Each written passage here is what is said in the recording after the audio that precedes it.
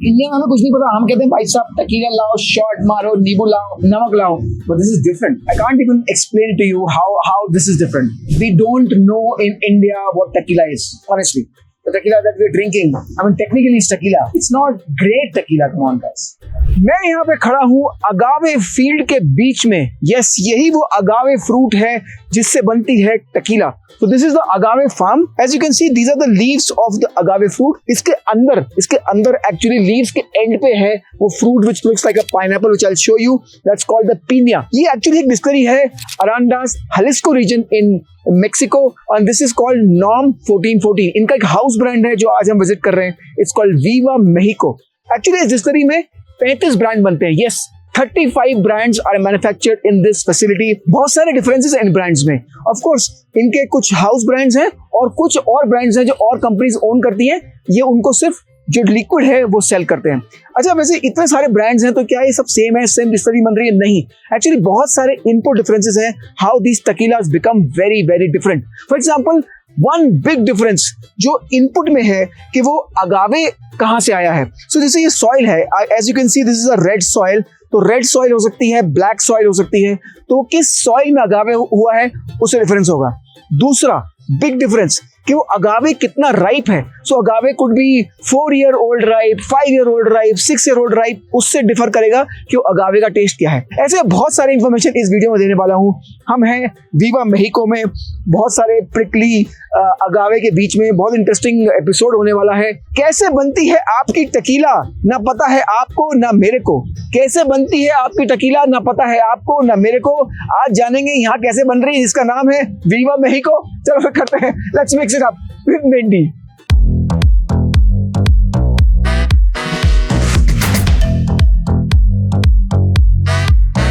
This is the agave. तो ये जब फील्ड से आया तो उसकी लीव्स हटा दी, and this is the agave that will eventually be cooked. So as you can see, this is the steam oven जहाँ पे अगावे जो है वो कुक होता है. तो as you can see, number 3 is still cooking. तो cooking से होता क्या है, जो starch of the fruit है that will bring the sugar come alive. Sugar active हो जाएगा, it will become juicy. वो starch is converting into sugar with steam, and this cooks in this steam for anywhere from 36 to 48 hours. So basically पहले कुछ एक दिन तक steam होगा, फिर उसको छोड़ देते हैं, उसी steam में वो cook होता है. Then it's opened and the cooked agave is taken out. I'll show you how the cooked agave looks like. This is how tequila is made. Interesting, huh?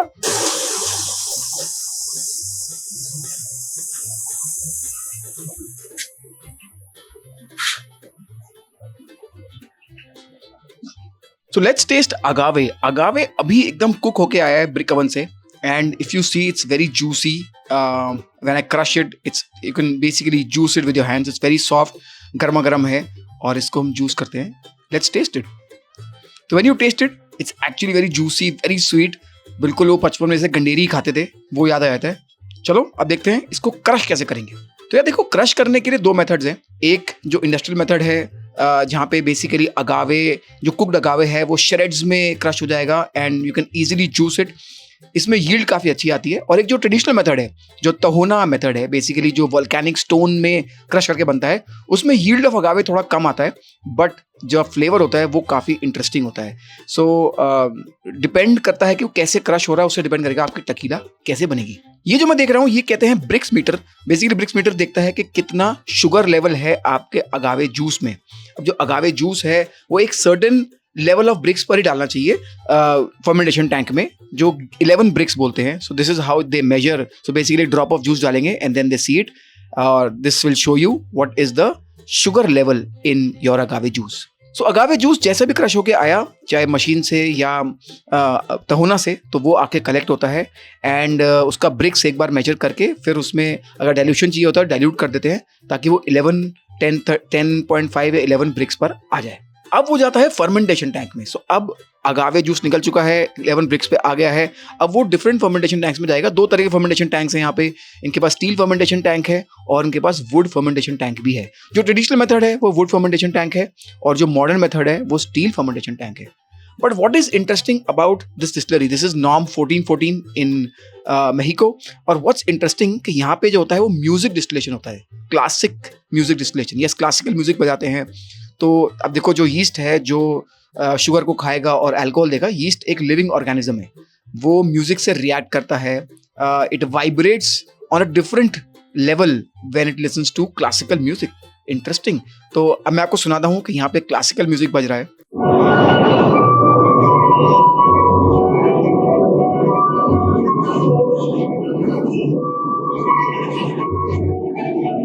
तो बेसिकली क्लासिकल म्यूजिक के presence में yeast different vibrate करता है and hence different तरीके से अगावे को consume करता है. अब वो स्टील फर्मेंटेशन टैंक में भी हो सकता है या वुड फर्मेंटेशन टैंक में भी हो सकता है. वुड में ये पाइन वुड यूज करते हैं और उसका एक अलग फ्लेवर आता है. जैसे कि अब यहाँ हम देख रहे हैं ये वुड फर्मेंटेशन टैंक है जिसमें तहोना क्रश्ड अगावे जूस फर्मेंट हो रहा है. So basically different inputs give you different tequila. तो अगावे कौन सा है, वो क्रश कैसे हो रहा है, वो किस फर्मेंटेशन टैंक में यूज हो रहा है, उसमें कौन सा यीस्ट यूज हो रहा है, और क्लासिकल म्यूजिक से तो अलग टेस्ट आएगा ही. So that gives you different tequilas. अब हम यहाँ आए हैं देखने के डिस्टिलेशन कैसे हो रहा है. सो डिस्टिलेशन दो स्टेप है, दो डिस्टिलेशन स्टेप होते हैं. पहला जो ये स्टेप है इसे हम कहते हैं डिस्ट्रॉयर. बेसिकली ये 5% अल्कोहल है जो फर्मेंटेशन टैंक से आया.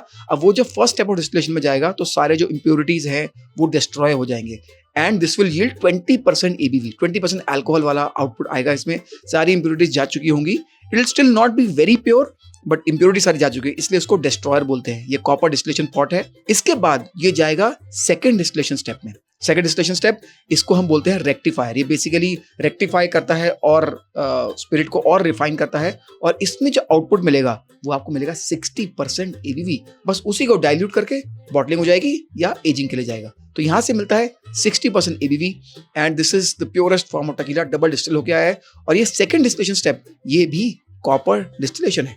This is Viva Mexico Añejo. So aged for 2 years in ex-bourbon barrels. So American oak used for bourbon before. Let's try this. So darker golden color. So you can smell oak in this one. It smells of chili also. Some spiciness. Yes, it does like a little bit of cinnamon. Yeah. Floral spiciness. This is beautiful.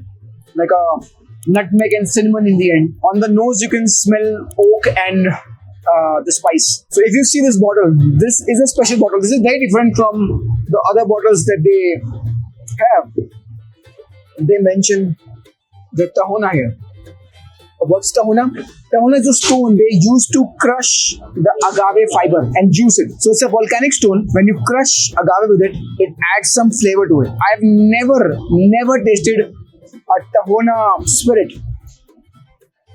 Let's try it. Oh, so bursting with flavors. What I'm trying now is called Buscadores. So Buscadores is also their in-house brand. So Viva Mexico is their brand. Buscadores is also their brand. So they have 4 in-house brands. इसमें कुछ different है. Different क्या है? ये देखो जब वो leaves को cut करते हैं, so it is more narrower cut. So it is closer to the piña, which means you're getting less of leaf, more of piña. Number 1. Number 2, they use champagne yeast to ferment this. Third, they use open fermentation tank. Open fermentation tank से क्या होगा? आसपास wild yeast है. That's also feed in क्योंकि यहाँ पे बहुत सारे plants हैं, बहुत सारे fruits हैं. तो जो yeast है is going to be wild yeast. जो air में है is going to be different. And they don't have a blanco for it because this is aged in French oak. So they only have Reposado and Añejo for this expression. If you can see dark golden color. Let's try this. Buscadores. Oh, this actually is different on the nose. यार ये Mexico वाले कितना port करते हैं यार, भंड कर देते हैं यार ये. Oh, lot of floral flavor to it. French oak is different, guys. It's different. आज का दिन बहुत खास है. क्यों? क्योंकि मैंने आज बहुत कुछ सीखा.